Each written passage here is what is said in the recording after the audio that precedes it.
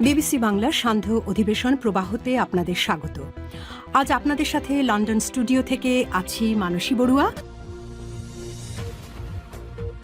বাংলাদেশের সর্বশেষ গুরুত্বপূর্ণ আপডেট সংবাদে আপনাকে স্বাগত। শুরুতেই সংবাদ শিরোনাম, পরে বিস্তারিত। প্রথমেই জানাবো আমাদের হাতে থাকা সর্বশেষ গুরুত্বপূর্ণ সবথেকে তাজা আপডেট সংবাদ। সিসির চূড়ান্ত ভাষণ, আগামীকাল পরশুই তফসিল ঘোষণা। ত্রয়োদশ জাতীয় সংসদ নির্বাচন এবং গণভোটের তফসিল ঘোষণা উপলক্ষে প্রধান নির্বাচন কমিশন সিসির ভাষণ চূড়ান্ত করা হয়েছে আজ অথবা আগামীকাল তফসিল ঘোষণা করা হবে বলে নির্বাচন কমিশনের পক্ষ থেকে বলা হয়েছে। এর আগে তফসিল ঘোষণা উপলক্ষে সিসির ভাষণ ধারণ এবং সম্প্রচারের প্রস্তুত থাকলে রাষ্ট্রোত্তর টেলিভিশন চ্যানেল বিটিভি ও বাংলাদেশ বেতারকে চিঠি দিয়েছে নির্বাচন কমিশন ইসি। এরপর জানাবো, অসুস্থতা বোধ করায় এজলাস ত্যাগ করলেন ট্রাইব্যুনাল ১-এর চেয়ারম্যান। শারীরিক অসুস্থতা অনুভব করায় আন্তর্জাতিক অপরাধ ট্রাইব্যুনাল ১-এর চেয়ারম্যান বিচারপতি মোহাম্মদ গোলাম মর্তুজা মজুমদার হঠাৎই এজলাস ত্যাগ করেছেন। আজ দুপুর ১২টার দিকে চলমান বিচারিক কার্যক্রমের মাঝেই তিনি এজলাস ছাড়েন। হঠাৎ করে অসুস্থ অনুভব করায় বিচারককে বিশ্রামে নেওয়া হয়েছে। এদিকে হবিগঞ্জে দুই পক্ষের সংঘর্ষ, নিহত ১, আহত ৩০। হবিগঞ্জের আজমিরীগঞ্জ উপজেলায় দুই পক্ষের মধ্যে সংঘর্ষের ঘটনা ঘটেছে। এ সময় সংঘর্ষে একজন নিহত হওয়ার ঘটনা ঘটেছে। আজ দুপুরে এই সংঘর্ষের ঘটনা ঘটে। এ ঘটনায় আরও ৩০ জন আহত হয়েছে বলে জানা গেছে। এবারে জানাবো, স্কুল থেকে ফেরার পথে শিশুকে ধর্ষণ, যুবককে গণপিটুনি দিয়ে পুলিশে সোপর্দ। মাদারীপুরের শিবচরে প্রথম শ্রেণীতে পড়ুয়া ৬ বছরের এক শিশুকে ধর্ষণের অভিযোগ পাওয়া গেছে। এই ঘটনায় অভিযুক্ত যুবককে গণপিটুনি দিয়ে পুলিশে সোপর্দ করেছে এলাকাবাসী। শিশুটিকে হাসপাতালে ভর্তি করা হয়েছে। এই ব্যাপারে মামলা করা হয়েছে। এবং সর্বশেষ জানাবো, অর্থ পাচারকারীদের বিরুদ্ধে সামাজিকভাবে ঘৃণা তৈরি করতে হবে বলেন ড.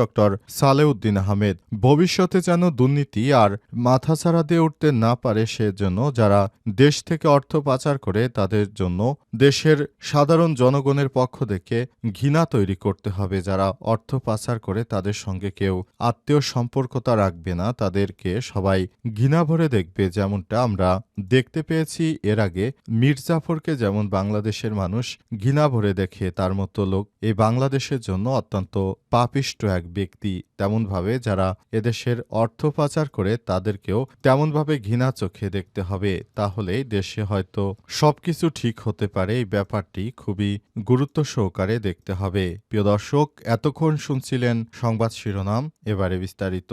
তবে তার আগে বন্ধুরা, অনুরোধ থাকবে এই সংবাদটিতে একটি লাইক দিন। এই চ্যানেলে আপনি নতুন হয়ে থাকলে আমাদের সংবাদটি দেখতে দেখতে চ্যানেলটি সাবস্ক্রাইব করে রাখুন। কমেন্ট করে বন্ধুরা আপনার মূল্যবান মতামত জানিয়ে দিন আপনি বিশ্বের কোন দেশ থেকে বা বাংলাদেশের কোন স্থান থেকে আমাদের সংবাদটি দেখছেন এবং শুনছেন। আর বন্ধুরা, সংবাদটি আপনার সোশ্যাল মিডিয়া ফেসবুকে শেয়ার করে বন্ধুদেরও দেখার সুযোগ করে দিন। গাজা যুদ্ধে আপনি যদি নিরীহ ফিলিস্তিনিদের ভালোবেসে থাকেন, কমেন্টে ইয়েস লিখে বিশ্ববাসীকে জানিয়ে দিন। এবারে বিস্তারিত।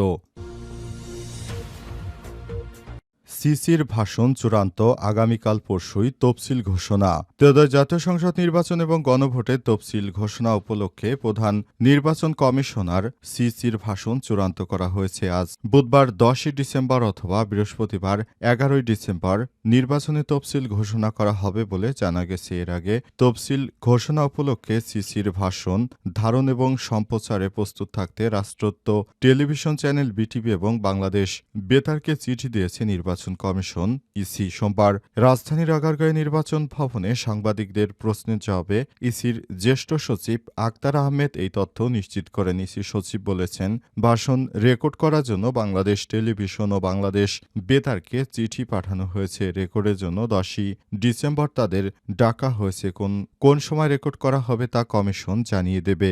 সূত্র আরও জানিয়েছে, ১১ ডিসেম্বর তফসিল ঘোষণা হতে পারে আর ১২ ফেব্রুয়ারি হতে পারে ত্রয়োদশ জাতীয় সংসদ নির্বাচন এবং গণভোট। তবে ৮ ও ১০ ফেব্রুয়ারি নির্বাচন অনুষ্ঠিত হওয়ার সম্ভাবনা রয়েছে। নির্বাচন কমিশন ভোটের তফসিল ঘোষণা সব প্রস্তুতি ইতিমধ্যেই সম্পন্ন করেছে। প্রধান উপদেষ্টা ড. ইউনূসের সঙ্গে সাক্ষাৎ করে তাদের প্রস্তুতি সম্পর্কে সম্পর্কে জানিয়েছে সাংবিধানিক প্রতিষ্ঠানটি। নির্বাচন কমিশন কর্মকর্তারা জানিয়েছে 10 ডিসেম্বর রাষ্ট্রপতি মোহাম্মদ শাহাবুদ্দিনের সঙ্গে সাক্ষাৎ করবেন সিইসি এবং অন্য নির্বাচন কমিশনাররা। রাষ্ট্রপতির সঙ্গে সাক্ষাতের পরই সাধারণ নির্বাচনের তফসিল ঘোষণা করা হয়। রাষ্ট্রপতির সঙ্গে সাক্ষাতের পর সিইসির ভাষণ ও নির্বাচনের তফসিল প্রচার করা হতে পারে বলে জানানো হয়েছে।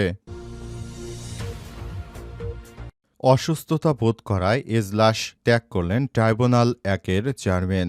শারীরিক অসুস্থতা অনুভব করা আন্তর্জাতিক অপরাধ ট্রাইব্যুনাল 1-এর চেয়ারম্যান বিচারপতি মোহাম্মদ গোলাম মর্তুজা মজুমদার হঠাৎ এজলাস ত্যাগ করেছেন। আজ দুপুর 12টার দিকে চলমান বিচারিক কার্যক্রমের মাঝেই তিনি এজলাস ছাড়েন। ট্রাইব্যুনাল সূত্র থেকে জানা গেছে, হঠাৎ অসুস্থতা অনুভব করায় বিচারককে বিশ্রামে নেওয়া হয়েছে। পরবর্তী কার্যক্রমের বিষয়ে পরে সিদ্ধান্ত জানানো হবে। এদিকে আওয়ামী লীগের দীর্ঘ শাসনামলে জেআইসি সেল ও আয়নাঘরে গুম নির্যাতনের ঘটনায় মানবতাবিরোধী অপরাধের মামলায় শেখ হাসিনা ও 3 সেনা কর্মকর্তা সহ 13 জনের মামলার শুনানি শুরু হয়েছে। আসামি পক্ষের আইনজীবীরা 3 সেনা কর্মকর্তা হলেন ডিজিআইএফ-এর সাবেক পরিচালক major general Sheikh Mohammad Sarwar Hossain, brigadier general Mohammad Mahbubur Rahman Siddiqui ও ব্রিগেডিয়ার জেনারেল আহমেদ তানবীর মাজহার সিদ্দিকী। শেখ হাসিনা সহ পলাতক অন্য আসামিরা হলেন শেখ হাসিনার প্রতিরক্ষা বিষয়ক সাবেক উপদেষ্টা মেজর জেনারেল অবসরপ্রাপ্ত তারিক আহমেদ সিদ্দিক, ডিজিএফআই-এর সাবেক মহাপরিচালক ডিজি লেফটেন্যান্ট জেনারেল অবসরপ্রাপ্ত মোহাম্মদ আকবর হোসেন, সাবেক ডিজি মেজর জেনারেল অবসরপ্রাপ্ত সাইফুল আবেদিন, লেফটেন্যান্ট জেনারেল অবসরপ্রাপ্ত মোহাম্মদ সাইফুল আলম, সাবেক DG lieutenant general Tabrez Shams Chowdhury, সাবেক ডিজি মেজর জেনারেল অবসরপ্রাপ্ত Hamidul Haque, major general Tauhidul Islam, major general Kabir Ahmed ও লেফটেন্যান্ট কর্নেল অবসরপ্রাপ্ত মকসুরুল হক। তাদেরকে আন্তর্জাতিক অপরাধ ট্রাইব্যুনালে হাজির করা হয়েছে এবং তাদেরকে বিচারিক আদালতের মাধ্যমে তাদেরকে শাস্তির আওতায় নিয়ে আসার জন্য কাজ করা হচ্ছে। বিষয়টি খুবই গুরুত্ব সহকারে দেখা হচ্ছে। হবিগঞ্জে দুই পক্ষের সংঘর্ষে নিহত 1, আহত 30। হবিগঞ্জের আজমিরগঞ্জ উপজেলায় দুই পক্ষের মধ্যে সংঘর্ষের ঘটনা ঘটেছে। এ সময় সংঘর্ষে একজন নিহত হওয়ার ঘটনা ঘটেছে। আজ দুপুরে সংঘর্ষের ঘটনা ঘটে। এই ঘটনায় আরও 30 জন আহত হয়েছে বলে জানা গেছে। বিস্তারিত এখনও আমরা অতটা জানতে পারিনি, তবে বিস্তারিত জানার পরই আপনাদেরকে জানিয়ে দেওয়া হবে। আসলে দুই পক্ষের আধিপত্য বিস্তারকে কেন্দ্র করে এই ধরনের অনাকাঙ্ক্ষিত ঘটনা ঘটছে। দেশের অভ্যন্তরে বিভিন্ন জায়গায় দেখা যাচ্ছে প্রতিনিয়ত এসব ঘটনা ঘটছে। সব ঘটনা থেকে দেশবাসীকে মুক্ত হওয়ার জন্য আরও সচেতনতামূলক কার্যক্রম চালিয়ে যেতে হবে। দেশের প্রতিটি জায়গায় জায়গায় সবকিছু নিয়ন্ত্রণের জন্য কাজ করতে হবে। অন্তর্বর্তীকালীন সরকারের প্রধান উপদেষ্টা প্রফেসর ডক্টর মোহাম্মদ ইউনূসের সরকার এবার নতুন বাংলাদেশ গড়ে তোলার জন্য তিনি যেভাবে কাজ করছেন, এতে করে তিনি সবার মত প্রকাশের স্বাধীনতা দিয়েছেন। আর সেখানেই অনেকেই বিভিন্নভাবে নানারকম অপদস্থ করার চেষ্টা করছে। সব বিষয়গুলো আসলে এতদিন ধরে আওয়ামী লীগের বিভিন্ন জায়গায় যারা প্রভাবশালী ছিল, এখনো তারা তাদের সেই প্রভাবকে ধরে রাখার চেষ্টা করছে।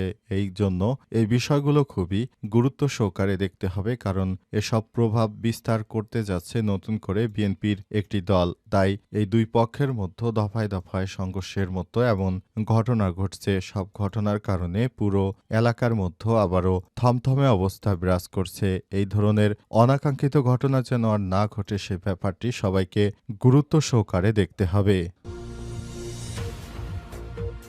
স্কুল থেকে ফেরার পথে শিশুকে ধর্ষণ, যুবককে গণপিটুনি দিয়ে পুলিশের সোপর্দ।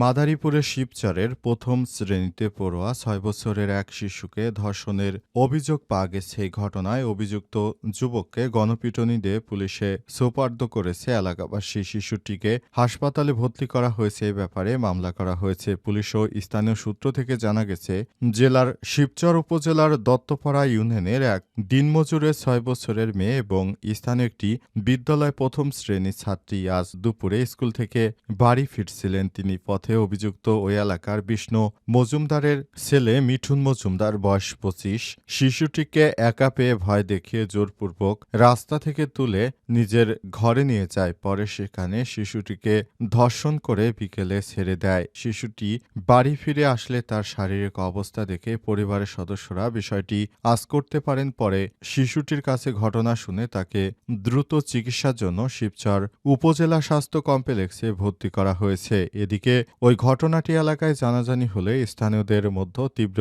ক্ষোভের সৃষ্টি হয়। এলাকাবাসী অভিযুক্ত মিঠুন মজুমদারকে গণপিটুনি দেয়। খবর পেয়ে শিবচর থানা পুলিশ ঘটনাস্থলে পৌঁছে অভিযুক্তকে জনরোষ থেকে উদ্ধার করে হেফাজতে নেয়। এই ঘটনায় রাতেই শিবচর একটি মামলা দায়ের করা হয়েছে। অভিযুক্তদের বিরুদ্ধে এলাকাবাসী তখন ক্ষেপে যায় এবং তাদেরকে ব্যাপক আকারে গণপিটুনি দিতে থাকে। তাদের এই গণপিটুনি খেয়ে তাদের অবস্থা খুবই মারাত্মক আকার ধারণ করেছে এবং সেখান থেকে তারা পালিয়ে যাওয়ার সিদ্ধান্ত নিয়েছে। এই ঘটনায় পুরো এলাকায় থমথমে অবস্থা বিরাজ করছে।